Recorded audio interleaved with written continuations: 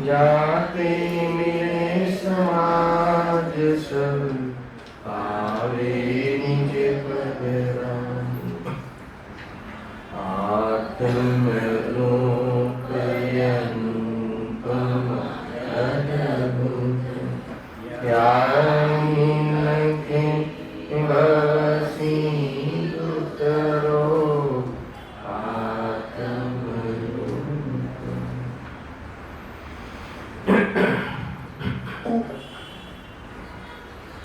आज श्री मोक्षमार्ग प्रकाशक ग्रंथ से 7मा अधिकार पर આપણે સ્વાધ્યાય ચાલી રહ્યો છે। નિશ્યાવાસીનું પ્રકરણ છે, એનો પેટા અધિકાર કેવળ નિશ્યાવલંબી જીવની પ્રવૃત્તિ। નિશ્યાવાસી જીવ છે, નિશ્યાવલંબી જીવ જે છે એની પ્રવૃત્તિનું વર્ણન કેવી રીતે સંભવે? જે નિશ્યાવાસી, વ્યવહારાભાસી, ઉભયાભાસી, મિથ્યાદૃષ્ટિ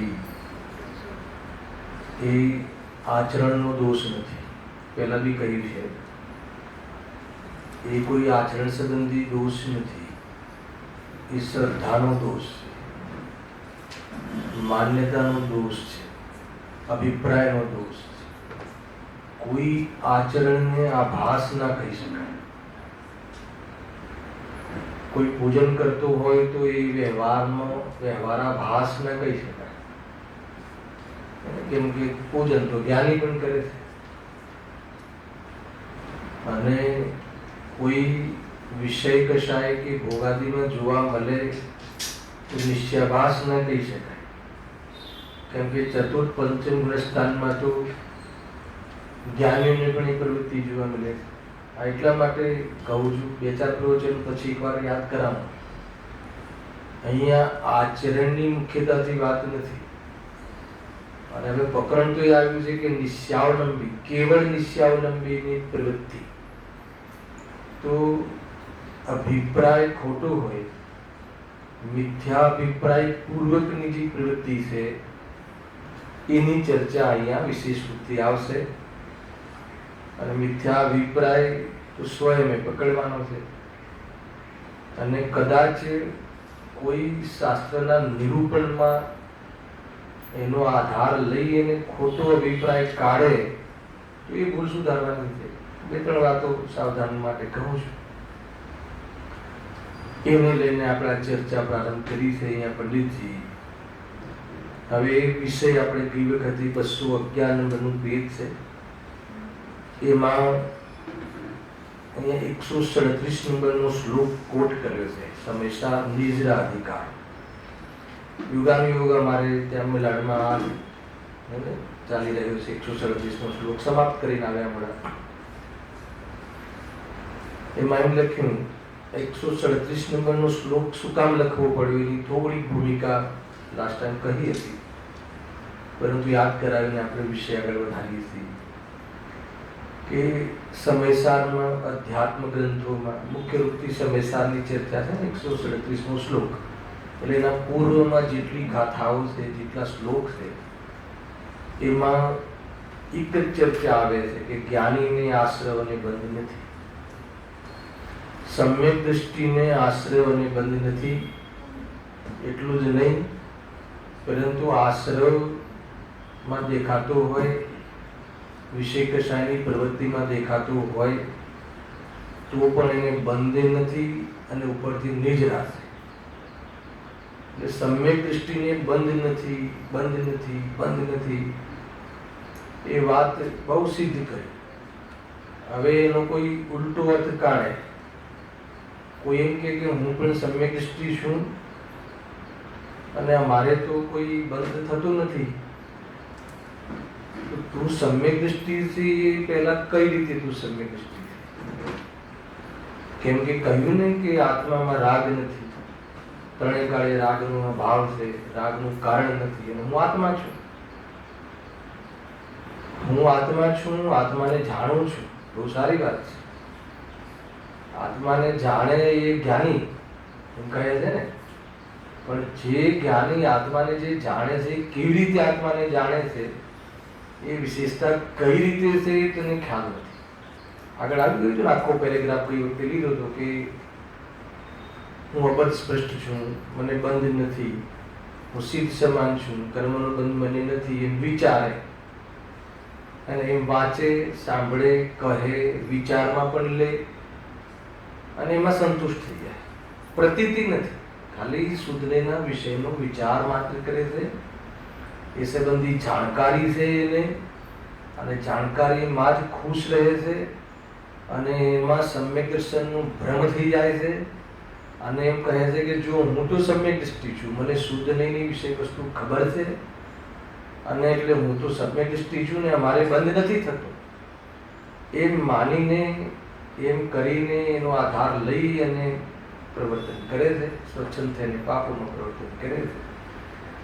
તો એ વસ્તુને અહીંયા આગળ વધારવી છે વાત.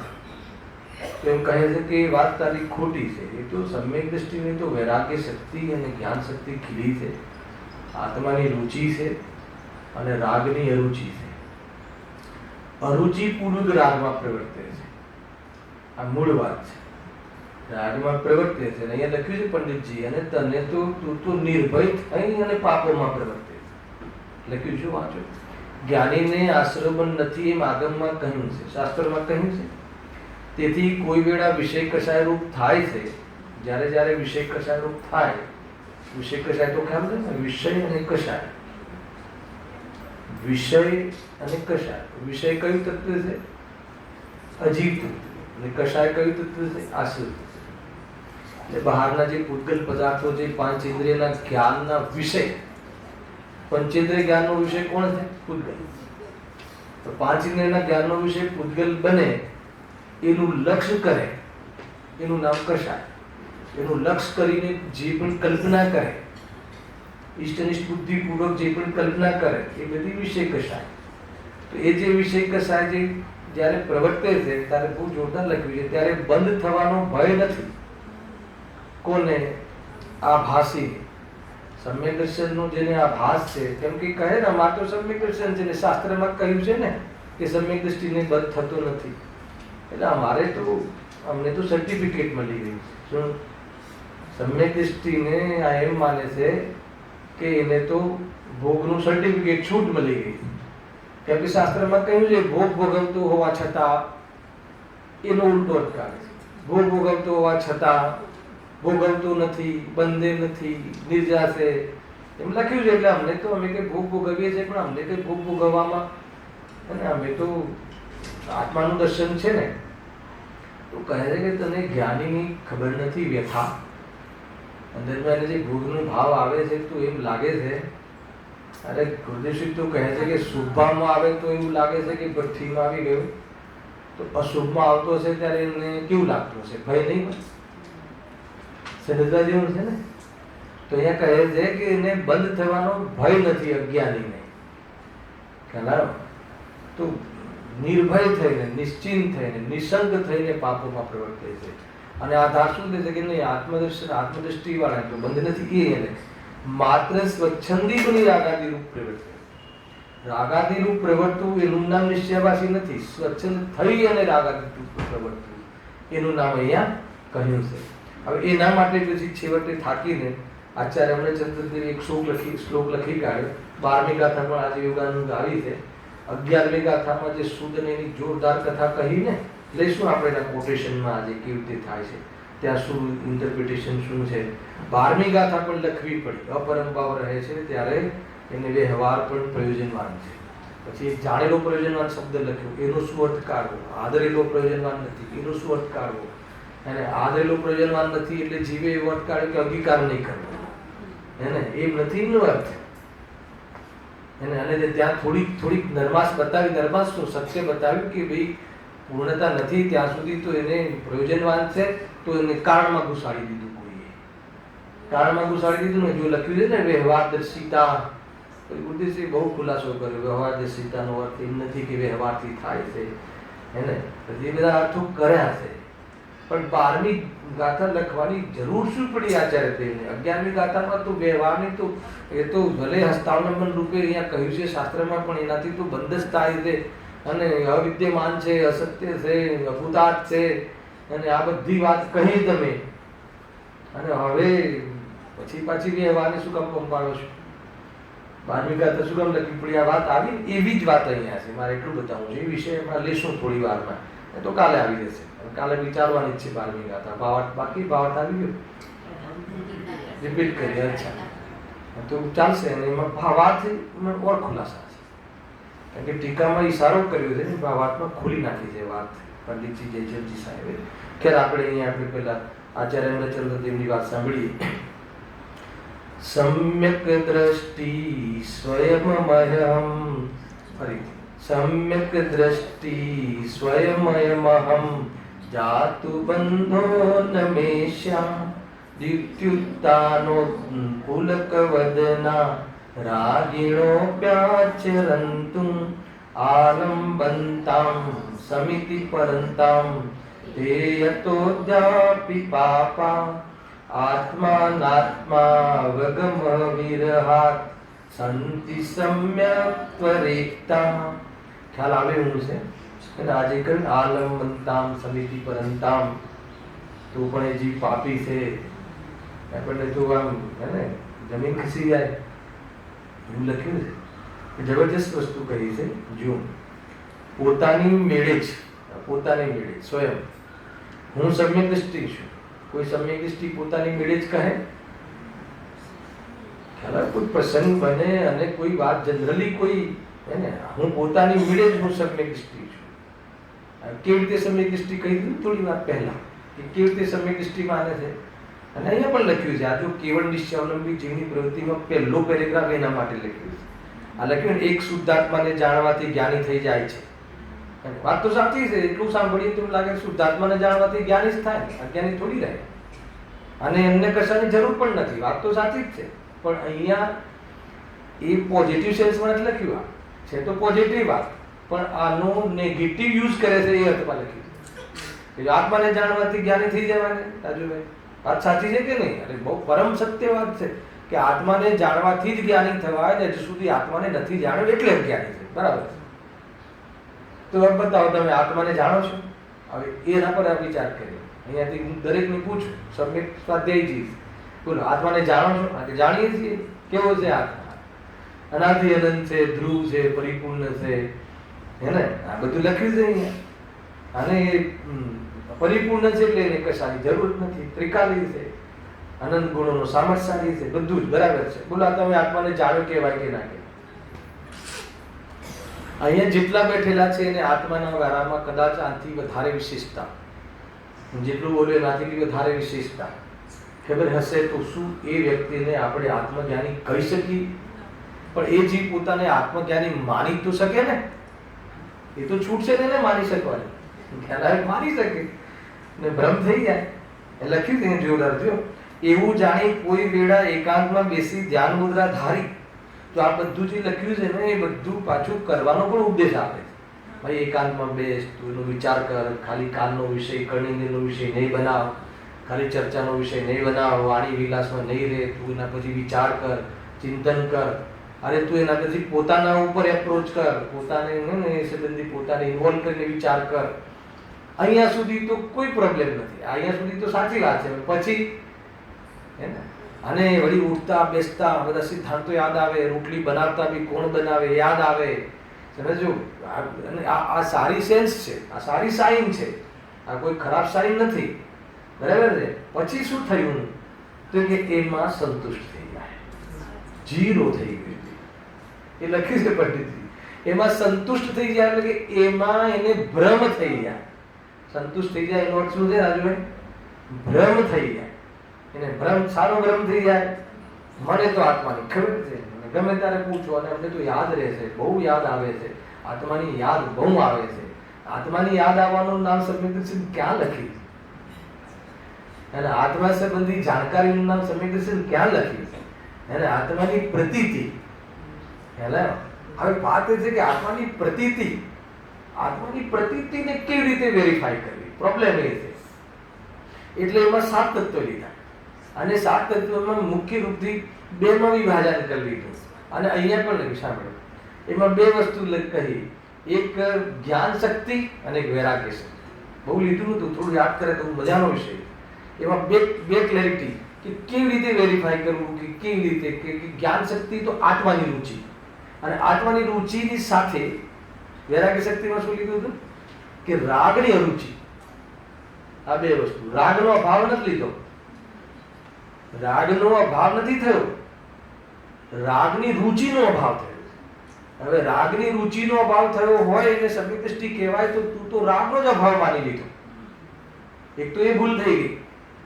અને રાગની રુચિ તો તને મટી નથી, અને તું જે રાગ એટલે અશુભ રાગનો પણ ત્યાં રુચિ છૂટી ગઈ. એના પર બહુ વજન આપ્યું જ્ઞાનીઓએ, કેમ કે જનરલી પ્રાયઃ અનાદિથી જીવ ધર્મના નામે શુભ ભાવ બહુ કરતો આવ્યો છે. અને શુભ ભાવ બહુ કરતો આવ્યો છે એટલે શુભ ભાવમાં ધર્મ માનવાની ભૂલ પણ અનાદિથી થઈ રહી છે. એટલે જે ગુરુદેવસિંહ જેવા જે જ્ઞાનીઓ અત્યારના કાળમાં થઈ ગયા, એમને એના પર બહુ પ્રહાર કર્યો કે શુભમાં ધર્મ નથી, શુભ તો એ છે, શુભ તો ત્યાગવા યોગ્ય છે એમ કહ્યું. એટલે તે શુભને ત્યાગી દીધો. ખ્યાલ આવે કે નહીં? શુભને ત્યાગી દીધો. ક્યાં ત્યાગવાનો હતો? શ્રદ્ધામાં, દ્રષ્ટિમાં ત્યાગ કરવાનો હતો, ધર્મમાં. પણ તે શું કરી દીધો? એનો ત્યાગ કરી દીધો.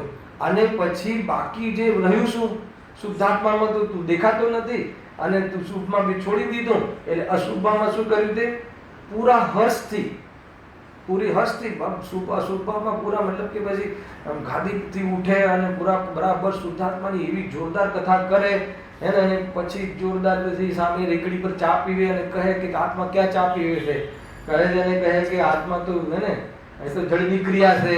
તો કહે છે કે એમ નથી. અને ખેદ છે, અરે એની ભૂમિકામાં સમ્યક દૃષ્ટિની, એની ભૂમિકામાં અનિતિ અન્યાય પક્ષના ત્યાગપૂર્વકની નીતિ ન્યાય વાળા ભક્ષ ભોજન વાળા જે પાપ છે એ પાપનો પણ નિરંતર ખેદ રહે છે, અસંયમની બહુ વ્યથા રહે છે, એનો ભય રહે છે. અને નિરંતર એનો અભાવ કેવી રીતે થાય એનો પ્રયાસ કરે છે, એનો વિચાર કરે છે, એનો મટાડવાનો ઉપાય કરે છે. કે આ લક્ષણ તો તારામાં દેખાતું નથી, એટલે મેં એમ કહીએ છે ઉપરથી તું તો હર્ષથી જોડાય છે. એટલા માટે આ બધી ગાથાઓ 12મી ગાથા અને આ શ્લોક આચાર્યદેવી મૂકવો પડ્યો કે આ જીવને સ્વચ્છંદ થતા વાર લાગતી નથી. હલાવે કે નહીં, એમ એટલા માટે આ બધી કથાઓ કહી છે. તો એ કહ્યું ને એટલા માટે કે એ વિશેષણ કેવી રીતે સંભવે છે? દ્રવ્ય દૃષ્ટિ છે, પ્રતીતિ માટે છે, અનુભવ કરવા લાયક છે, અને એમાં એકત્વ કરવાનું છે, નિશ્ચય એના વિષયમાં એકત્વ કરવાનું છે.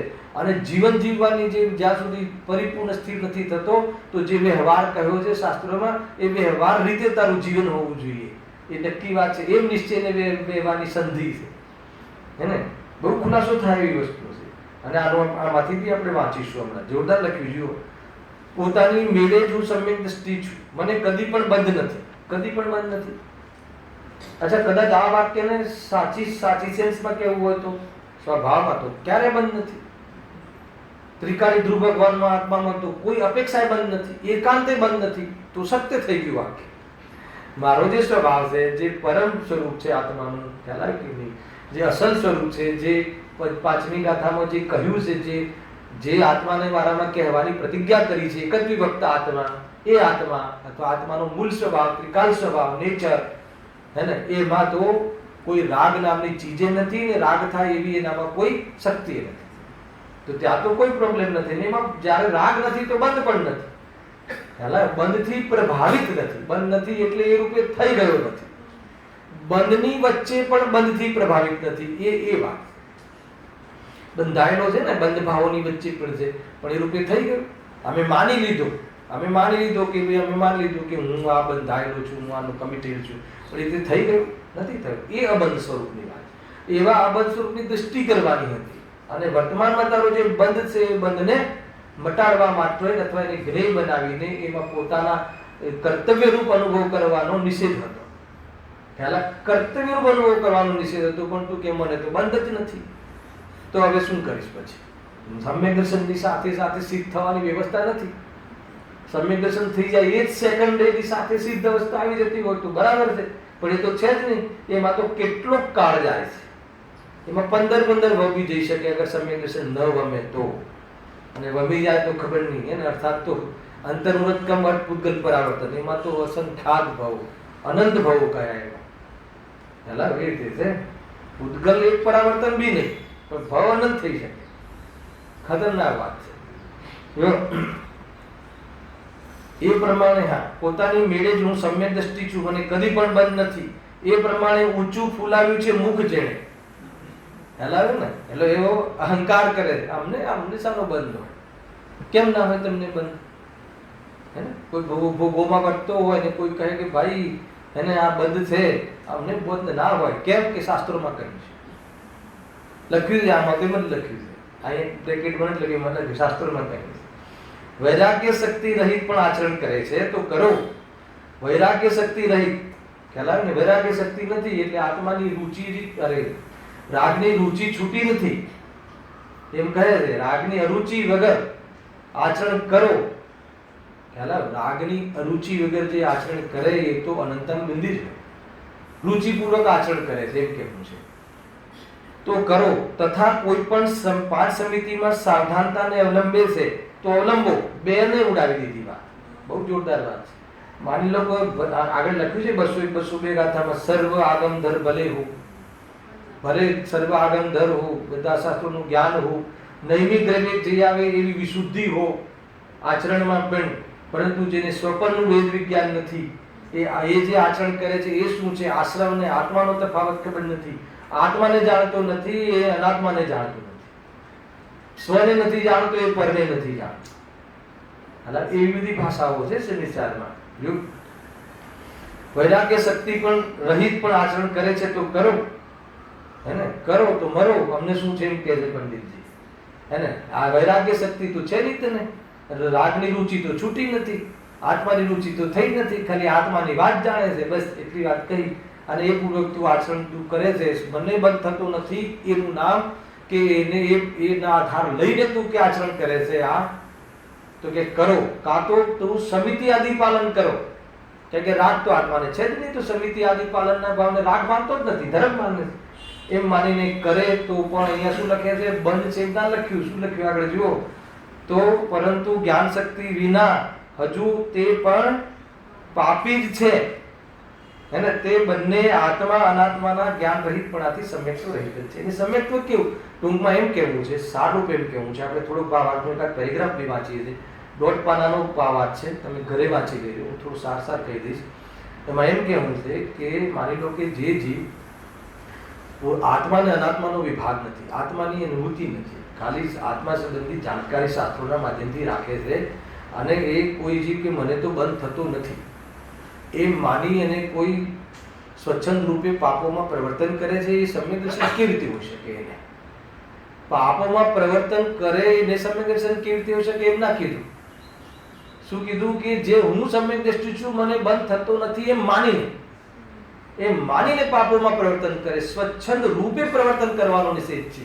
પાપોમાં પ્રવર્તન કરવાનો નિષેધ તો થઈ શકે એમ નથી તારાથી, કે તારી ભૂમિકામાં હજુ પાપના અભાવની ભૂમિકા જ નથી.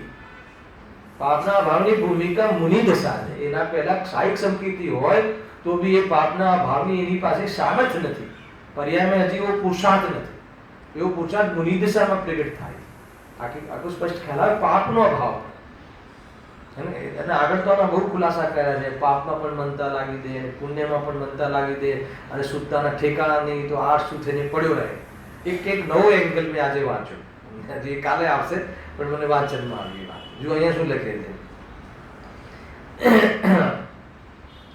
આ વાત એ હતી કે એ વાત હતી કે એ જીવ સમ્યક દ્રષ્ટિના નામે પાપમાં બરાબર પહોંચે છે, પાપ આદિનું પોષણ કરે છે, તો કે તને સમ્યક દર્શન કેવું? અને કોઈ જીવને આશ્રમ ને આત્માની ખબર નથી અને સમિતિ આદિનું પાલન કરે અને સ્વચ્છંદ રૂપે, એ બી સ્વચ્છંદતા છે. ધર્મ માનીને સમિતિ આદિનું પાલન કરવું એ પણ સ્વચ્છંદતા છે. અને મને બંધ થતું નથી એમ માનીને પાપમાં પ્રવર્તન કરવું એ પણ સ્વચ્છંદતા છે. આ બંને મિથ્યા દ્રષ્ટિ કેવી રીતે હોય શકે? ખ્યાલ આવે કે આપણને આ સુધી એવું લાગતું હતું કે શુભાવમાં પ્રવર્તવું એ સ્વચ્છંદ કેવી રીતે? પણ આચાર્યદેવે કહ્યું છે શુભાવમાં પ્રવર્તવું એ સ્વચ્છંદતા ક્યારે કહેવાય? સ્વચ્છંદતા એટલે આભાસ. મિથ્યા તો ક્યારે કહેવાય કે એમાં ધર્મ માનીને પ્રવર્તન કરે તો બી સ્વચ્છંદ પ્રવર્તન છે. અને સમ્યક દ્રષ્ટિ માની લે પોતાને અને મને બંધ થતું નથી એમ માનીને પાપમાં આચરણ કરે તો બી સ્વચ્છંદ પ્રવર્તન છે. એને સમ્યક દર્શન કેમ હોય? કેવી રીતે હોઈ શકે? એને સમ્યક દર્શન નથી તો શું છે પછી? એને આભાસ છે. શાનો આભાસ છે? સમ્યક દર્શનનો. જો અહીંયા વાંચીએ થોડુંક, બહુ અદ્ભુત લખ્યું છે. પૂરો વિષય નહીં લો કેમ કે બહુ લાંબુ થઈ જશે. મેં તો ત્યાં બહુ અઠવાડિયા ઉપર ચાલ્યું હશે. નિર્જરાથી ગાળ છે. મેં તમને કહ્યું હતું કે ભાવાર્થ વાંચીને આવજો. એમ માનું છું કે વાંચીને આવ્યા હશો. એમ વાંચીને આગળ એમ માનીને આગળ સ્ટાર્ટ કર્યું છે. જો એ લખ્યું છે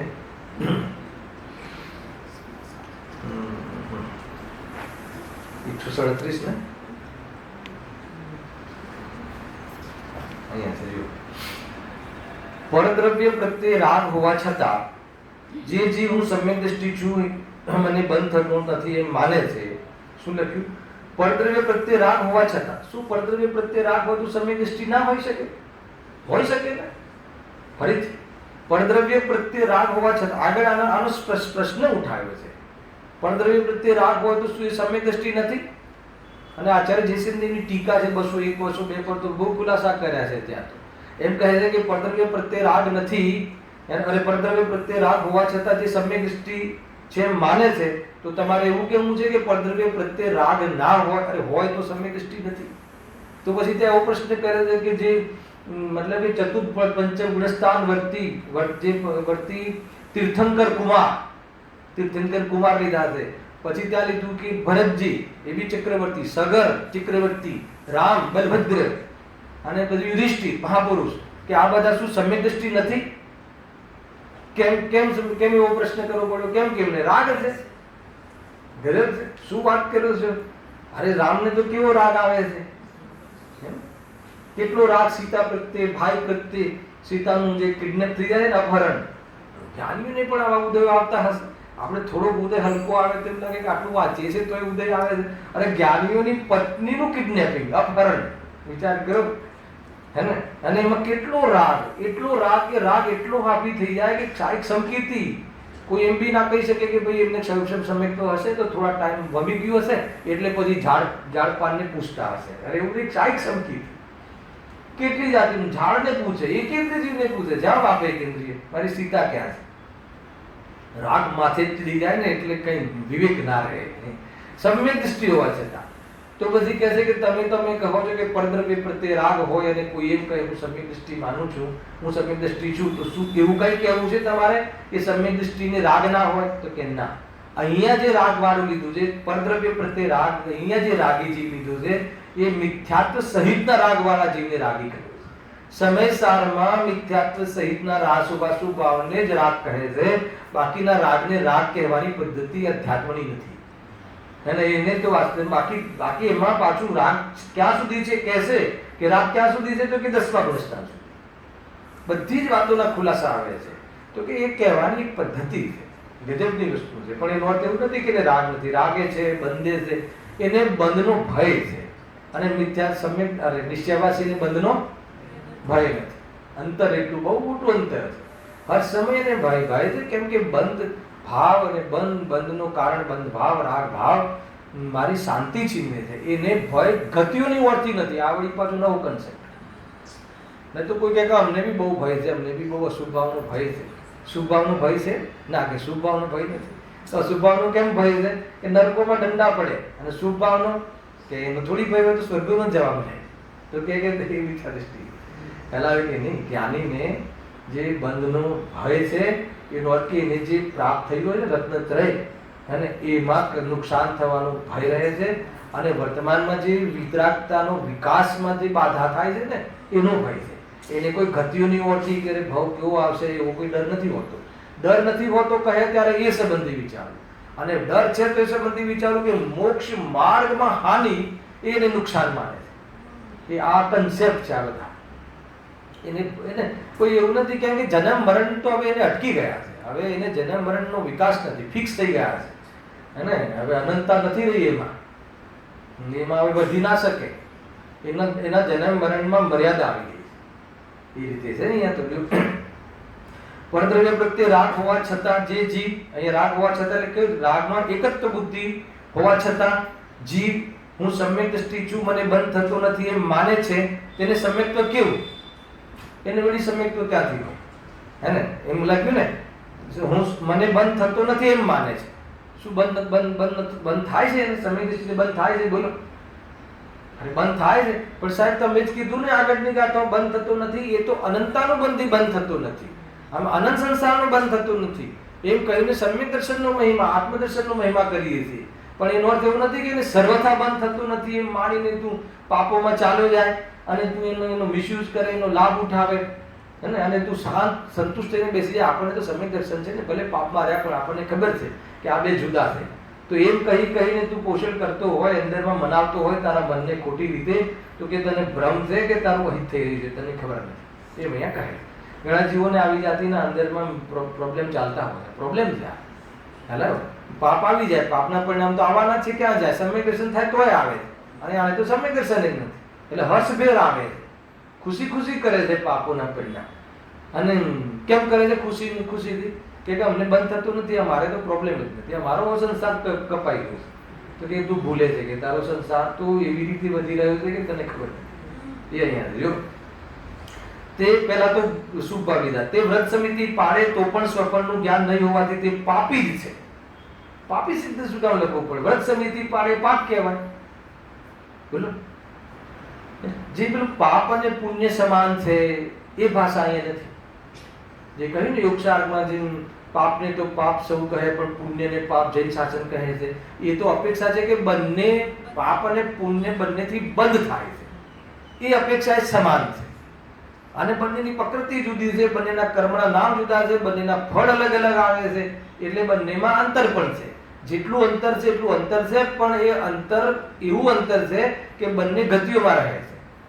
હે ને? એક સર્વગતિમાં, એક સ્વર્ગમાં રહે છે, એક નરકમાં રહે છે, પરંતુ બંને ગતિથી રહિત થતા નથી. એ અપેક્ષા સમાન છે. અહીંયા એ અપેક્ષા નથી લીધી. અહીંયા તો એ આચરણ જે કરે છે, વ્રતાદી પાડે છે, એ આચરણ મિથ્યાત્વના પોષણ પૂર્વક કરે છે. ખ્યાલ આવે? અથવા તો એની જે ભ્રાંતિ છે ધર્મ માનવાની, એનું પોષણ કરે છે, તો મિથ્યાત્વને પાપ કર્યું છે.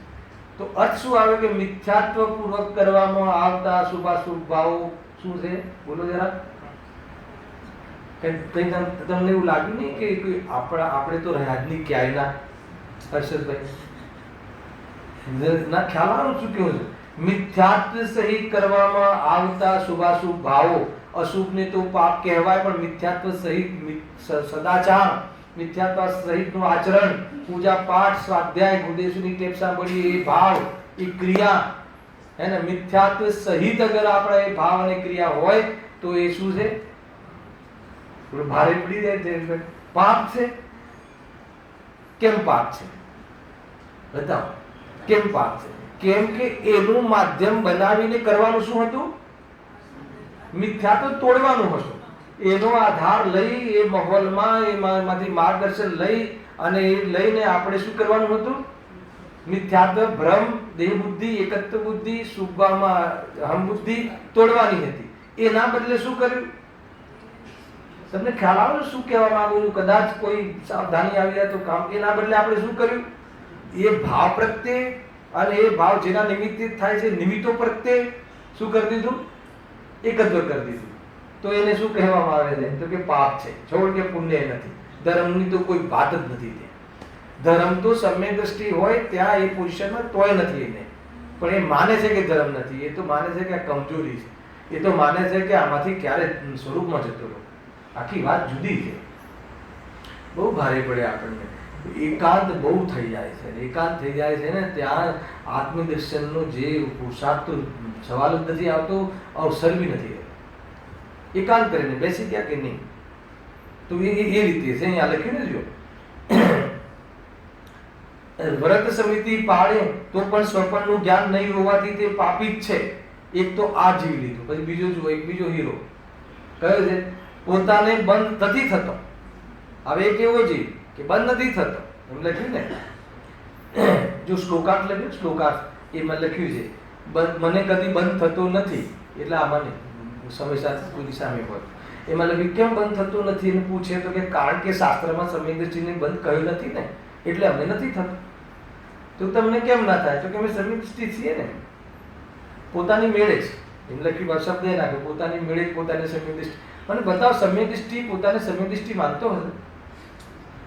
અચ્છા, એ સમ્યક દ્રષ્ટિને સમ્યક દર્શન થયું હોય તો એને સમ્યક દર્શન થયું છે એનું જ્ઞાન નહીં થતું હોય? જ્ઞાન થાય કે મને સમ્યક દર્શન પ્રગટ થયું છે, પણ સમ્યક દર્શનની ઓળથી પોતાને અનુભવ નથી કરતો, પોતાને જ્ઞાયકની ઓળથી અનુભવ કરે. સમ્યક દ્રષ્ટિ પોતાને સમ્યક દ્રષ્ટિ નથી માનતો, પોતાને જ્ઞાયક માને છે, એનું નામ સમ્યક દ્રષ્ટિ છે. આની વાત ક્યાંથી શરૂ થાય છે, ક્યાં પૂરી થાય છે, એને આ જીવને કંઈ ખ્યાલ નથી આવતો. હે ને? ચાર લોકો સમ્યક દ્રષ્ટિ માને તો એમ લાગે કે મારું સમ્યક દર્શન ઊંચું છે. તો કે તું સમ્યક દ્રષ્ટિ કેવી રીતે હોઈ શકે? કેવી રીતે તું સમ્યક દ્રષ્ટિ હોઈ શકે? એને એવું નથી કે સમ્યક દર્શનની ખબર નથી પડતી, સમ્યક દર્શનની ખબર પડે, મને આત્મદર્શન છે, અહમ બુદ્ધિ તૂટી ગઈ છે, એટલો આનંદ છે, એનું વેદન છે, એને અને જેટલો રાગ છે એનું દુઃખ છે, અને રાગના ભાવનો મારો ઉપાય ચાલુ છે, એ મારું જીવન છે, એ બધું એનું જીવન બહુ બહુ પવિત્ર જીવન હોય. પણ સમ્યક દ્રષ્ટિ માનીને કોઈ અનર્ગલ પ્રવૃત્તિ કરતું નથી. જુઓ ક્યાં હતો, પોતાને બંધ નથી એમ માનીને સ્વચ્છંદે પ્રવર્તે તો તે વળી સમ્યક દ્રષ્ટિ કેવો? એમ લખે. કારણ કે જ્યાં સુધી યથાખ્યાત ચારિત્ર ન થાય ત્યાં સુધી, પૂર્ણ ચારિત્ર ન થાય ત્યાં સુધી ચારિત્રમોના રાગથી બનતો થાય જ છે, અને જ્યાં સુધી રાગ રહે ત્યાં સુધી સમ્યક દ્રષ્ટિ. આવ તો પછી સમ્યક દ્રષ્ટિ શું કરે છે? રાગનું પોષણ નથી કરતો, રાગ કરે છે, પણ શું માને છે રાગ માટે, શું ફીલ કરે છે?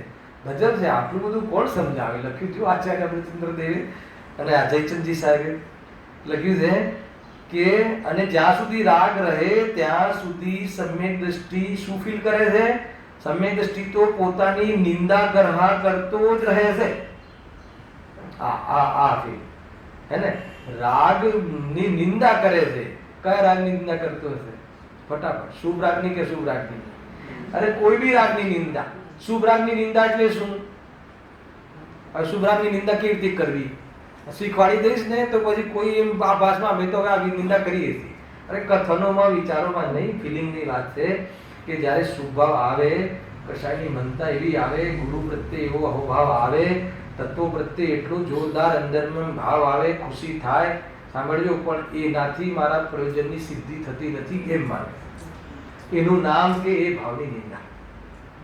નિંદાનો અર્થ કોઈ આપણે જે દુનિયામાં નિંદા કરે છે એ બધી વાત નથી અહીંયા. નિંદા એટલે નિંદણ કરે છે. નિંદણ એટલે વેદજ્ઞાન. નિંદાનો અર્થ ખબર? નિંદણ કરે, ખેતીમાં કોઈ ખેતી કરી નિંદણ કરે એટલે કચરો દૂર રાખે, ભેદ કરે છે, એટલે એનો ભેદ રહે છે હંમેશા. ગમે એટલો ભક્તિનો ભાવ આવે જ્ઞાનીઓ પ્રત્યે, ગમે એટલો અંદરમાં તત્વજ્ઞાન સંબંધી ઓર ખુલાસા આવે, પણ એને અંદરમાં એ વાત અંદર એટલે અભિપ્રાયમાં, અર્થાત તો અભિપ્રાયની સાથે સાથે એ ભાવમાં ફીલ હોય છે કે આનાથી કોઈ મારી વિતરાગતા પામવાની પ્રયોજનની સિદ્ધિ થતી નથી. આટલા ભાગ, આટલા આ પ્રકારના લક્ષથી, આટલા વિકલ્પથી પણ નિર્વિકલ્પ દશાથી હું વંચિત રહું છું એમ માને છે. અર્થાત તો એટલી ઉદાસીનતા એ ભાવ પ્રત્યે રહે છે. અને પાપ ભાવ પ્રત્યે, અશુભ ભાવ પ્રત્યે તો દોષ છે. લખ્યું છે આગળ, અશુભ ભાવને તો દોષ માને છે અને શુભ ભાવને ભલો નથી જાણતો. એ રીતે રાગ આદિની ગરહા નિંદા કરે છે. ગજબનો કન્સેપ્ટ છે. ખ્યાલ? મેં કદાચ લાડવા પ્રશ્ન પૂછ્યો તો આ ચાલ્યું ત્યારે કે ભાગવત ભાગ 1 નો પ્રશ્ન છે, પણ પૂછી લઉં કે આચાર્ય ઉપાધ્યાય સાધુ, એ 3 પદ મુનિરાગનું પદ છે ને, તો જ્યારે શ્રેણી ચડવાની હોય છે ત્યારે આચાર્ય પદ કેમ છોડી દે છે? આચાર્ય પદ છોડ્યા વગર શ્રેણી ચડવાનો પુરુષાર્થ થઈ શકતું નથી. એનો અર્થ કે આચાર્ય પદમાં જે એમને સંઘનું સંચાલનનો રાગ આવ્યો હતો એ રાગની નિંદા કર્યા વગર, એ રાગની નિંદા કર્યા વગર એવી નિર્વિકલ્પ દશા નથી આવતી કે જે મોક્ષનું સાક્ષાત્કાર થાય. શ્રેણી નથી ચડી શકતા. એટલે નિયમથી જ્યારે શ્રેણી ચડવાનો પુરુષાર્થ જાગતા પહેલા એને એવી જાતિની અંદરમાં ફિલિંગ આવતા પહેલા અથવા આવવાનો ભાસ થાય એ વખતે એ આચાર્ય પદને છોડી દે છે, અથવા એવા પુરુષાર્થ કરવાનો અંદરમાં ભાવ આવે ત્યારે એ ડિક્લેર કરે છે કે આજથી હું આચાર્ય નથી, અને બીજા સંઘમાં ચાલ્યા જાય છે, સામાન્ય મુનિ થઈને રહે છે. એ સંઘમાં નથી રહેતા, કેમ કે જે બીજા કોઈ આચાર્ય થાય ને એ ભૂતપૂર્વ આચાર્ય પ્રત્યેનો વિશેષ ભાવ રહે, એટલા માટે મારા નિમિત્તે કોઈ રાગ ન કરે એ બી જોવે છે. ગજબની એક કોઈ વાસ્તવમાં કોઈ અલગ પ્રકારની કોઈ પરિણતિ છે. સ્વયં ભગવાન બની જાય અને બીજા બી ભગવાન બને એ સિવાય બીજી ત્રીજી વાત નહીં. એના જે ગુરુદેવસિંહની જે ચાલ છે, અંદરની જે શ્રદ્ધાની ચાલ, જ્ઞાનની વિજ્ઞાનની ચાલ, એ એટલા વિસ્તારને પામે છે કે જે હવે તો આચરણમાં એટીટ્યુડમાં આવી ગઈ. એની શ્રદ્ધામાં હતી, હવે એટીટ્યુડમાં આવી ગઈ. એનું નામ વિકાસ છે. શ્રદ્ધામાં આવવું એ શરૂઆત છે અને એટીટ્યુડમાં આવવું એ વિકાસ છે. હેલા એ રીતે છે. જો સમ્યક દ્રષ્ટિ તો પોતાની નિંદા કરતો જ રહે છે, એ બસ ચિંતિત રહે છે, એને ચિંતા રહે છે, એને રાગની બહુ ભય રહે છે. જ્ઞાન જો બહુ જે સ્ટેટમેન્ટ આપી છે, જ્ઞાન થવા માત્રથી બંધી છૂટાતું નથી. ગજબ છે. હેલા કે નહીં, શું કામ લખ્યું નથી? હેલા જ્ઞાન થવા માત્રથી બંધી છૂટાતું નથી. કયા જ્ઞાન? જો અહીંયા ઓલું બેસાડવું હોય કે ક્ષય જ્ઞાન, શાસ્ત્ર જ્ઞાન, અહીંયા એ વાત નથી લેવી. લેવી હોય તો લઈ શકો, પણ અહીંયા એટલે નથી લેવી કે સમ્યક દર્શન પછી કામ બાકી રહે છે અને સમ્યક દર્શન બાકીના કામને પોતાનો પુરુષાર્થ આપે છે, એ બતાવું છે સમ્યક દ્રષ્ટિ. એટલા માટે સમ્યક દ્રષ્ટિ લેવું. જો જ્ઞાન થવા માત્રથી બંધી છૂટાતું નથી, એને સમ્યક દર્શન અને સમ્યક જ્ઞાન થવા માત્રથી છૂટાતું નથી. ભાવાર્થમાં ખુલાસો છે એટલે ખ્યાલ આવે છે. જ્ઞાન થયા પછી તેમાં જ લીનતારૂપ શુદ્ધોપયોગરૂપ ચારિત્રથી બંધ કપાય છે. એકલું સમ્યક દર્શન થઈ જાય એનાથી સંસારનો ભાવ થતો નથી. સંસાર રોકાઈ જાય છે પણ સંસાર મટતો નથી. ખ્યાલ કે નહીં? સંસાર રોકાય એટલે નવો અનંત સંસાર રોકાઈ જાય છે. સંસાર વધવાનું રોકાઈ ગયું, પણ જે સંસાર રહ્યો એનો અભાવ ક્યાંથી કરશે? સમ્યક દર્શનથી શું કામ થઈ ગયું? એને હવે એ ચાર ગતિમાં રહેવાનો નથી, એ નક્કી થઈ ગયું. પણ ચાર ગતિથી બહાર નીકળવા માટે શું કરવું? તો કે ચારિત્ર. જૈસે વાત પકડાય છે. સમ્યક દર્શન થતા એ વાત પાકી થઈ ગઈ કે હવે આ ચાર ગતિમાં ના રહે, ક્યારે ના રહે. પણ હવે જે ચાર ગતિમાં જે રહે છે એમાંથી બહાર નીકળવા માટે શું કરશે? તો કે સ્વરૂપમાં લીનતા, આચરણ.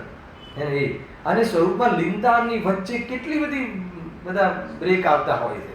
એટલું એ સ્વરૂપમાં બસ મેં આત્માને જાણીને આત્મામાં સમાઈ જ જાઉં અને લીન થઈ જાઉં, એ વિજાતિનો પુરુષાર્થ નથી જાગતો, કારણ કે એ બહુ જ કસાયો રહે છે. તો એ કસાયોને જીતવા માટે પછી પ્રતિજ્ઞા, અનુવ્રત, મહાવ્રત એ બધું આવે છે. અને એના માહોલમાં સ્વરૂપમાં જઈને ગુણસ્થાન પલટે છે, ને ગુણસ્થાન એવા પલટે છે કે ગુણસ્થાન અતીત થઈ જાય છે. આખી મેથડ રહ્યા. એવી રીતે કોઈ એમ નથી કે આ સમ્યક દર્શન થઈ ગયા પછી કે હે ભરતજી, સમ્યક દર્શન થઈ ગયા પછી કે તું આ ઘરનો રાગ જ્યાં સુધી તમને રહેશે ત્યાં સુધી હે ને, એટલે મુનિ દશા રહેશે નહીં થાય ત્યાં સુધી મોક્ષ નહીં થાય. એને ક્ષાયક સંકિતિ ભલે હો, ભલે તમે ક્ષાયક સંકિતિ લો, પણ ઘરમાં રહો છો ત્યાં સુધી શું નહીં થાય? મોક્ષ નહીં થાય. ઘરમાં રહેવાનો અર્થ ઘરનો રાગ. ઘરમાં રહે છે એનો અર્થ ઘરનો રાગ છે. કોઈ એમ કે અમે ઘરમાં રહીએ છીએ પણ અમને ઘરનો રાગ નથી. જો શ્રદ્ધાની મોટી કથન થાય, ઘરમાં રહેવા છતાં ઘરમાં રહેતો નથી, એનો અર્થ ઘરને પોતાનું માનતો નથી અને ઘરના રાગને ભલો માનતો નથી અને એને મટાડવા માટેનો પ્રયાસ કરે છે, એટલે ઘરમાં હોવા છતાં ઘરમાં નથી. એ અલગ કન્સેપ્ટ છે. પણ ઘરમાં છે ત્યાં સુધી ઘરનો રાગ છે. વસ્ત્ર છે શરીર પર ત્યાં સુધી વસ્ત્રનો રાગ છે. એ બતાવે છે વસ્ત્ર શરીર પર છે ત્યાં સુધી એ બતાવે છે કે આને વસ્ત્રનો રાગ છે, હજુ આટલો એને ભોગનો ભાવ છે, હજુ આટલું એને અંદરમાં કસાય ઊભી છે. હલા ને એ અશોભનીય પરિણતિ થઈ શકે એવી પરિસ્થિતિ છે એને. અને જ્યારે વિતરાગતા વધે છે ત્યારે કપડા યાદે નથી આવતા. એને નિર્દોષ, હજુ એને નિર્દોષતા નથી આવી એની અંગોમાં, એની ક્રિયાઓમાં, એના ભાવોમાં એવી જાતિની હજુ એને નિર્દોષતા આવી નથી કે જે લગ્ન રહી શકે. એ રીતનું આખું કન્સેપ્ટ છે આખો આ મુનિરાજોનું. જો પણ જ્ઞાન થયા પછી તેમાં જ લીનતારૂપ શુદ્ધોપયોગરૂપ ચારિત્રથી બંધ કપાય છે. માટે રાગ હોવા છતાં બંધ થતો નથી એમ માનીને સ્વચ્છંદે પ્રવર્તનાર જીવ મિથ્યા દ્રષ્ટિ છે એને સમ્યક દર્શન કેવું? બંધ થતો નથી એ વાત અત્યાર સુધી અમે કહી, કેમ કે આગળ એટલી બધી બંધ થતો જ નથી, બંધાતો જ નથી. પણ બંધ થતો નથી તો પછી એમને અંદર એમ થયું હશે કે હું આટલી તાકાતથી કહું છું, કોઈ એવો બી એક જીવ આપી શકે કે ચલો મને બંધ થતો નથી હવે તો ભલે ને ભોગોમાં રહીએ, તો આ એને બ્રેક લગાવી દીધી આચાર્ય અમરચંદ્રને કે ઉભો રહે, બંધ થતો નથી, હું સમ્યક દ્રષ્ટિ છું એમ માનીને સ્વચ્છંદ પ્રવર્તન કરે તો તને સમ્યક દર્શન કેવી રીતે મળશે? આ તો જડની ક્રિયા છે એમ કહીને તું ચણા ફાકતો રહે, એને આ તો જડની ક્રિયા છે એમ કહીને તું રેકડી પર ભોજન કરતો રહે તો એને સમ્યક દર્શન કેવી રીતે હોય શકે? ત્રણ કારણો ના હોય શકે, એ વખત એને સમ્યક દર્શન ના હોય શકે એમ અહીંયા કહે. ખ્યાલ આવે? અરે જડની ક્રિયા છે એમ કહીને આવે તો જડની ક્રિયા છે, તને શોભતી નથી અને એનો કરતા બનાય નહીં, અને એટલો રાગ તને આવે છે, રાગ કરવા લાયક નથી, અને એ રીતે રાગ છોડવા લાયક છે, આટલી તીવ્રતામાં રહીશ અને તને હજુ બાહ્યમાં તને જીવના પ્રાણઘાતનો પણ તને એ તરફનો પણ વિવેક નથી, અને તું કહે કે હું ભગવાન આત્મા ને એ પણ ભગવાન આત્મા, તો કહે છે કે તું ઢોંગ સિવાય બીજું કાંઈ નથી કરતો. ઢોંગ છે, નાટક છે, સમ્યક દર્શનનું નાટક છે. અરે નાટક માનીને જ બાળકો નાટક કરે તો એ તો સમજમાં આવે, પણ તું નાટક માનતો નથી. હે ને? કદાચ બાળકોનો પ્રોગ્રામ રાખીએ કે સમ્યક દ્રષ્ટિનું નાટક કરવાનું છે, તું બરાબર છે, કેમ કે નાટક જ કરવાનું છે, પણ તું સમ્યક દ્રષ્ટિનું નાટક કરે છે, પણ તું સમ્યક દ્રષ્ટિ માનીને નાટક કરે. બહુ ખતરનાક વાત છે આમાં. તો હજી તો આજે બધી ગાથાઓ ખોલીશું આપણે ધીરે ધીરે આને લઈને. બહુ વિચારણીય વાતો છે આ બધી. અટકી જવાય છે જીવને ક્યાં ને ક્યાં અટકે, આ ક્ષેત્રમાં આવીને અહીંયા અટકી જાય છે, અહંકારમાં અટકી જાય છે, એના જ્ઞાનના ઉઘાડમાં અટકી જાય છે, કશાયની મંદામાં અટકી જાય છે, સંતુષ્ટ થઈ જાય છે કે નહીં આપણે તો આ જીવ આપણું આ બહુ સફળ થઈ ગયું. કેમ? અરે આવા તો અનંતવાર નિમિત્તો મળ્યા છે. ડાયરેક્ટ તીર્થંકરોના ઘરે જન્મ થયો છે, એવું નથી કે તને જ્ઞાનીઓ મળ્યા નથી હજુ સુધી. આપણને જ્ઞાનીઓ મળ્યા નથી એવું થયું છે? અરે અનંતવાર મળ્યા છે, પણ આ વાર મળ્યા છે તો મળ્યા છે એવું કંઈક કરે, ખ્યાલ આવે ને? એવું કંઈક કામ કરવું પડે. મળ્યા છે તો મળ્યા છે, હવે એ કામ કરવા જેવું છે. જો હવે આના પછી અહીંયા પૂછ્યું છે કે વ્રત સમૃદ્ધિ જે છે એ શુભ કાર્ય છે, તો પછી એને પાપી કેમ કહો છો? તો બહુ સરસ એક લીટી લખી છે, એક જ લીટી વાંચું છું. જો બીજા પેરેગ્રાફમાં સિદ્ધાંતમાં પાપ મિથ્યાત્વને જ કહ્યું છે.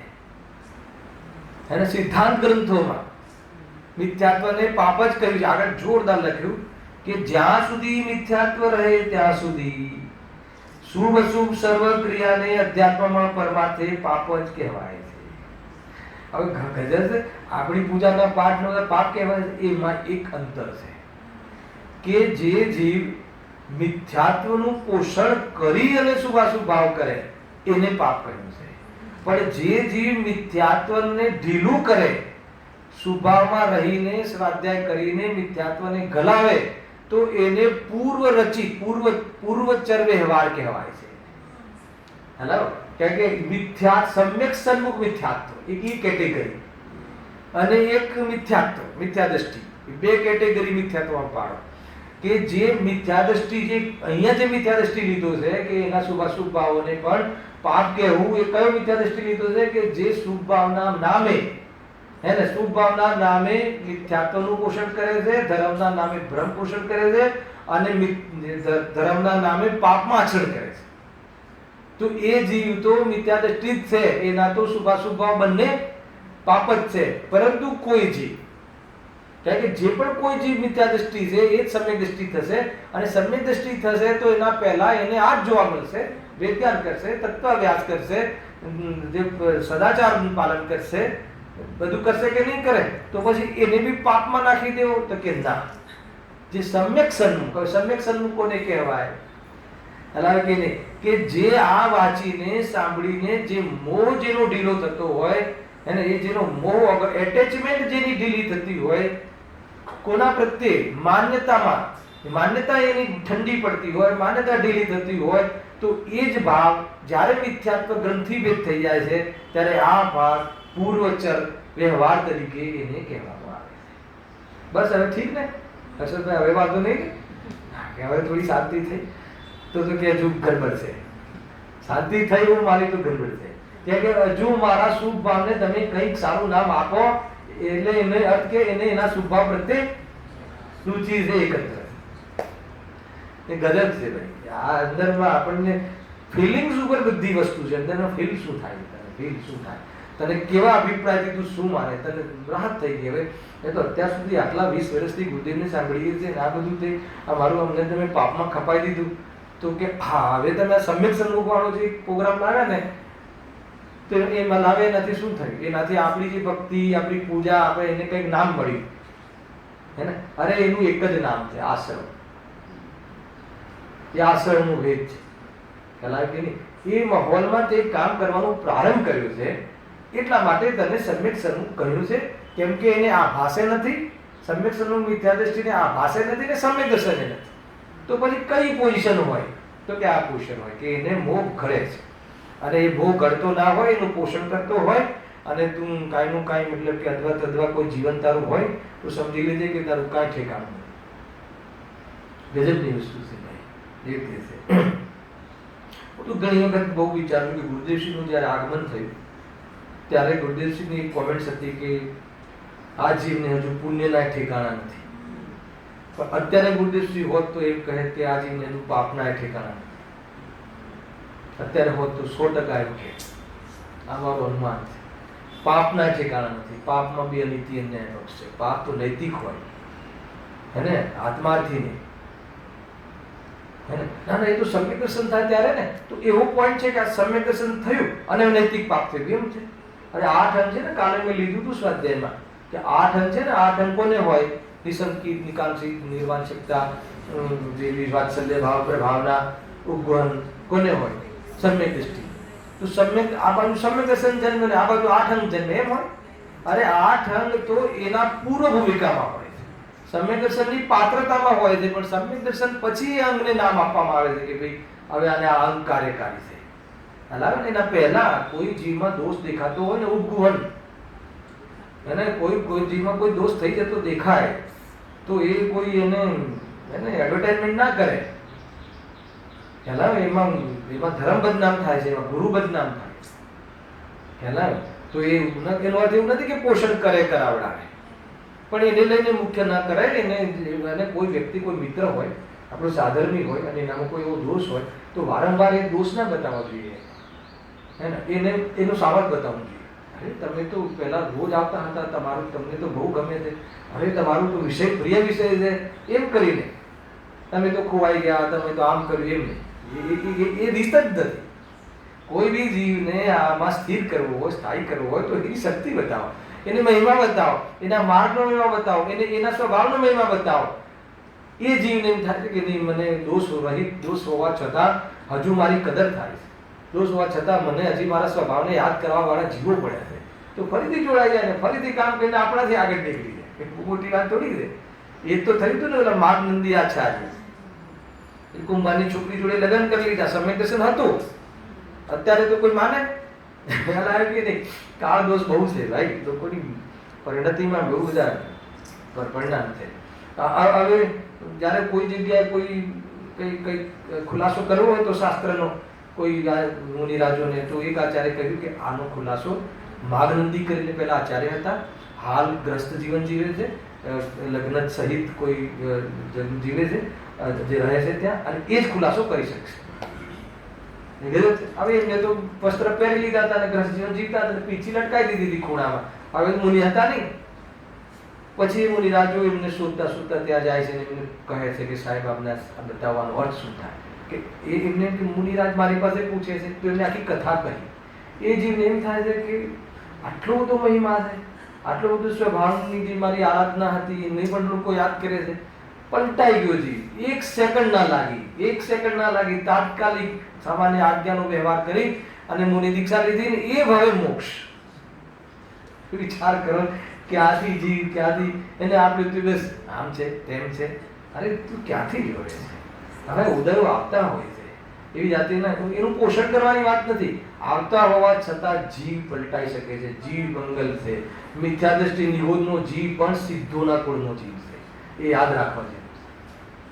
હાલ આવે કે નહીં? જેટલા જે અનંત તીર્થંકર થવાના છે અત્યારે ક્યાં પડ્યા છે? નિગોદમાંથી આવશે ને, બીજી આવવાની વ્યવસ્થા જ નથી. તું આવશે ને જશે કે નહીં જશે, તો કામ થશે કે નહીં થશે. એટલે બધી બાજુ, બે બાજુ આપણે બેલેન્સ હોવું જોઈએ. જુઓ, અહીંયા આ કહે છે કે સિદ્ધાંતમાં પાપ મિથ્યાત્વને જ કહ્યું છે. જો એટલા માટે મેં આટલો બધો ખુલાસો કર્યો, એકચ્યુઅલી આ વિષય નતો એટલા માટે કે અહીંયા લખ્યું ને કે જ્યાં સુધી મિથ્યાત્વ રહે શુભ અશુભ સર્વ ક્રિયાને અધ્યાત્મમાં પરમાર્થે પાપ જ કહ્યું છે. તો કોઈ જીવને ભય પામવાની વાત નથી, ધર્મસભામાં ભયની વાત નથી. પાપ એટલા માટે કહ્યું છે પોષણ કરતા હોય તો પાપ છે. શુભના નામે કસાયની મનતાના નામે માનનું પોષણ કરતા હોય, કોઈ પુણ્યની રુચિ જ પોષણ કરતા હોય તો પાપ છે. પરંતુ એનાથી પુણ્યની રુચિ જ હોય એ અગર ઠંડી પડતી હોય, ગળતી હોય અને માન કસાય બી ગળતી હોય, વેદજ્ઞાન પુષ્ટ થતું હોય, વેદજ્ઞાન દ્રઢ થતું હોય તો એ જીવનો એ વ્યવહાર જ કહેવાય છે, ધાર્મિક વ્યવહાર છે. ખ્યાલ આવ્યો? પણ ધર્મરૂપ વ્યવહાર તો જ્યારે નિશ્ચય પ્રગટ થશે ત્યારે આનું નામ વ્યવહાર ધર્મ કહેવાય. બસ આટલી વાત છે. ખ્યાલ આવ્યો? એટલા માટે આ વાત અહીંયા યાદ કરી છે. અને એક તો આ પ્રશ્ન થયો વ્રત સમિતિને કેમ તો મિથ્યાત્વની અપેક્ષાએ પાપ કર્યું છે, બાકી એ શુભ ભાવ છે. પરંતુ એ શુભ ભાવનો શું મતલબ કે જે શુભ ભાવ કરીને વ્રત કરીને મેં પોષણ તો મિથ્યાત્વનું જ કર્યું, તો એ શુભ ભાવનો શું મતલબ છે? ખ્યાલ આવ્યો કે નહીં? એ રીતે અહીંયા કહે છે. એના પછી આ વાત કહી ને જે પર પ્રત્યે રાગ હોવા છતાં તે જીવ, તો પર પ્રત્યે રાગ હોવા છતાં જીવ શું એ રાગ હોય તો એ સમ્યક દૃષ્ટિ છે? તો કે નહીં. અહીંયા તો મિથ્યાત્વ સહિતના રાગને વાસ્તવમાં રાગ લીધો છે, મિથ્યાત્વ વગરના રાગને અહીંયા રાગ ગણ્યો નથી. એમ અહીંયા આગળ ભાવાર્થમાં કહ્યું છે. જો એક બે લીટી પરથી તમને હવે મારે ડાયરેક્ટ 4 મિનિટ છે આપણી પાસે, ડાયરેક્ટ જે રાગાદી વિશે શું માને છે એટલી ચર્ચા ડાયરેક્ટ કરી લઉં છું. જુઓ, સમ્યક દ્રષ્ટિ જીવતું જ્યાં સુધી પોતાને ચારિત્ર મોહ સંબંધી રાગાદી રહે છે ત્યાં સુધી તે રાગાદી વિશે તથા રાગાદીની પ્રેરણાથી જે પરદ્રવ્ય સંબંધી શુભાશુભ ક્રિયામાં તે પ્રવર્તે છે તે પ્રવૃત્તિઓ વિશે, રાગાદીની પ્રેરણાને નિમિત્તથી રાગ મને રાગ થયો, રાગના નિમિત્તથી ક્રિયામાં પ્રવર્તીશ, બે વસ્તુ થશે ચાહે શુભ અશુભ. તો એના વિશે શું માને છે રાગાદી? સાંભળજો. એમ માને છે કે આ કર્મનું જોર છે. એટલે શું કર્મનું જોર છે? એટલે કર્મ કરાવે છે એમ નહીં, આ કર્મકૃત ભાવ છે. આ મારો ઉપાદાનમાં મારી કમજોરી છે અને આનું ફળ કર્મ છે, એનું નામ કર્મનું જોર છે. હવે સાંભળજો, તેનાથી નિવૃત્ત થયે જ મારું ભલું છે. હે ને? પોષણનો પક્ષ ના લીધો, આનાથી નિવૃત્ત થયે જ મારું ભલું છે. ભલે હું સમયગ્રસ્ત થઈ ગયો અને મને રાગની દ્રષ્ટિ છૂટી ગઈ, પણ કોઈ એમ કહે ને કે આટલો રાગ હતો, એમ નહીં કહેવાનું કે હું સમ્યક દ્રષ્ટિ છું, મારું ગુણસ્થાન હજી આ છે. એમ જ સમજવું કે તારો ઘણો ઉપકાર, તે મને રાગ યાદ કરાવ્યો. સાહેબ ખરેખર આ રાગ આપણને ના શુભે અને તને મારા પ્રત્યે આટલો અહોભાવ છે, થેન્ક યુ કેવું એને. અને કોઈ ખુલાસા નહીં કરવા કે નહીં નહીં આ ગુણસ્થાને આ હોય ને આ ગુણસ્થાને આ હોય નહીં. રાગ છે ને, તને અલ્પ રાગ છે, એક ચોકડી રાગ બી હોય, છેલ્લી ચોકડી, તો એ જે રાગ છે એમ જ્યારે બતાવે જ્યારે આચાર્ય તો કે સાહેબ બધું રાગ બાકી હે ને. કોણ કહે છે? આચાર્ય અમૃતચંદ્ર દેવ. ક્યાં કહે છે? બીજા શ્લોકમાં, પરિણતિ મલિન થઈ છે મોહોદયથી. એમ માને છે ને તું કહે છે મને રાગ નથી. આચાર્ય અમૃતચંદ્ર દેવ કહે છે ને કે હું આત્મખ્યાતિ ટીકા લખું છું. કેમ? કે મારી યદ્યપि મેં તો चिन्मात्र ज्योति हूं, फिर भी परिणति मलिन हुई है मोहोदय से. तो એ મારી પરિણતિ મલિન થાય છે, ઘડી ઘડી લખવાનો ભાવ આવી જાય છે, પ્રભુ સ્વરૂપમાં લખવાની જગ્યાએ બહાર લખવાનો રાગ આવી જાય છે. હે ને? એટલા માટે હવે હું આત્મખ્યાતિ ટીકાની રચના કરી, આત્માના ઓર વિચારો કરી. એવું જો લખે છે, આત્માના વિચારો કરી. વ્યવહાર પ્રયોજનવાન છે, હજુ અપરમ ભાવ ત્યાં ઉભો છે, ઉત્કૃષ્ટ ભાવ નથી આવ્યો, કેવલ જ્ઞાન 12મી ગાથા. ત્યાં સુધી આત્મખ્યાતિ ટીકાના માધ્યમથી આત્માનો વિચાર કરીશ અને વિચાર કરી અને એ વિચારથી નિવૃત્ત થઈને શુદ્ધ ઉપયોગ કરીશ. હાલ કે નહીં? તો પછી આ તો કહે તું ચોથા ગુણસ્થાને કે મને બંધ નથી ને મને તે નથી. એ રીતે હવે જો તે તેમને રોગવત જાણે છે, પીડા સહી શકાતી નથી, એ તેથી તેમનો ઈલાજ કરવાનું પ્રવર્તે. કેમ પ્રવર્તે? સહન થતું નથી, સંસ્કાર છે. પણ કેવી રીતે પ્રવર્તે છે? કે જેમ ઈલાજ કરવા માટે કોઈ દવા લે તો કોઈ ખુશ થઈને દવા લે છે, ખુશી દવા લે. તો એવી રીતે અમે આ રાગને લઈએ છીએ, એવી રીતે ભોગ લઈએ છીએ. ગુરુદેવજી લખ્યું પ્રવચનમાં, જ્ઞાની જેમ કોઈ રોગી ઈલાજ માટે દવા લે તો ખુશી ન લે, એવી રીતે જ્ઞાની રાગ આવે, ભોગનો ભાવ આવે તો ખુશી થઈને ભોગ નથી લેતા. જેમ ઈલાજમાં ભોગ જે લે છે દવા, એવા ભાવ સહિત એ વાસ્તવમાં ભોગ લે છે. હાલ કે નહીં? એનો અર્થ કે જે રોગ જાણે એને રોગનો રાગ કેવી રીતે હોઈ શકે, એટલે એ રાગ પ્રત્યે એની એકત્રિત બુદ્ધિ કેવી રીતે હોઈ શકે? શું કન્સેપ્ટ છે? હાલ કે નહીં? તો પણ તેમના પ્રત્યે રાગ કહી શકાતો નથી, કારણ કે જેને રોગ માને તેના પ્રત્યે રાગ કેવો? તેને તે મટાડવાનો જ ઉપાય કરે છે આ મટાડવાનો ઉપાય કેવી રીતે કરે? ભોગવીને કે ના જ્ઞાનની પરિણતિને? પણ એક ભોગવવામાં આવી જાય છે તો જાણે ન આવવું જોઈએ એવો જ એનો અહેસાસ રાખે છે અને જ્ઞાનની પરિણતિ દ્વારા એને અભાવ કરવાનો ઇલાજ કરે છે. જો તેનું મટવું પણ પોતાના જ્ઞાન પરિણામનું પરિણમનથી માને છે. આ રીતે સમ્યક દૃષ્ટિને રાગ નથી એ અપેક્ષાએ કહ્યું છે રાગ નથી, બાકી જે અલ્પ રાગ છે એ તો છે. આ પ્રમાણે પરમાર્થ અધ્યાત્મ દૃષ્ટિથી અહીં વ્યાખ્યાન જાણવું. અહીં મિથ્યાત્વ સહિત રાગને જ રાગ કહ્યો છે. મિથ્યાત્વ વિના ચારિત્ર મોક્ષબંધી ઉદયના પરિણામને રાગ કહ્યો નથી. કેમ નથી કહ્યો? કેમ કે માયકત્વ નથી. એકત્વ વગરના રાગને શું રાગ કહેવાનો શું મતલબ છે? માટે સમ્યક દૃષ્ટિને જ્ઞાન વૈરાગ્ય શક્તિ અવશ્ય હોય જ છે. એક અંતિમ લીટી વાંચી લઉં છું. મિથ્યાત્વ સહિત રાગ સમ્યક દૃષ્ટિને હોતો નથી અને મિથ્યાત્વ સહિત રાગ હોય તે સમ્યક દૃષ્ટિ નથી. ક્લિયર? આવા મિથ્યા દૃષ્ટિ અને સમ્યક દૃષ્ટિના ભાવોના તફાવતને સમ્યક દૃષ્ટિ જાણે છે. મેન આનું કન્ક્લુઝન લખ્યું છે અહીંયા આચાર્ય દેવે પંડિતજીએ. મિથ્યા દૃષ્ટિનો અધ્યાત્મ શાસ્ત્રમાં પ્રથમ તો પ્રવેશ જ નથી. પ્રવેશ નથી. મિથ્યા દૃષ્ટિની વાંચે તો કોણ વાંચશે? અરે જ્યાં પોષણ કરે છે એ અધ્યાત્મને પચાવી શકતો જ નથી એમ કહે છે. એને અધ્યાત્મનું અજીર્ણ છે એમ કહે છે. અને જો પ્રવેશ કરે તો વિપરીત સમજે છે. પ્રવેશ કરે તો અને સમજવા જાય તો ઉલટું ગ્રહણ કરે. હવે બહુ અંતિમ વાત, વ્યવહારને સર્વતા છોડી ભ્રષ્ટ થાય છે, કાં તો એમ કરે છે, અથવા તો નિશ્ચયને સારી રીતે જાણ્યા વિના વ્યવહારથી જ મોક્ષ માને છે. કાં તો વ્યવહારથી ભ્રષ્ટ થઈ જાય, કાં તો નિશ્ચયને ન જાણે યથાર્થ અને વ્યવહારને ધર્મ માનીને એટલે ને મોક્ષ માને છે. તો બે ભૂલ થઈ ગઈ. પરમાર્થ તત્વમાં મૂળ રહે છે, સાચું તત્વ પકડાતું નથી. જો કોઈ વિરલ જીવ હોય, ભલે મિથ્યા દ્રષ્ટિનો વિરલ જીવ હોય, જેને પોતાની ખટક છે, જેને મિથ્યાત્વને રાગ છોડવો છે, એ આ વાત સાંભળવા તૈયાર થાય છે.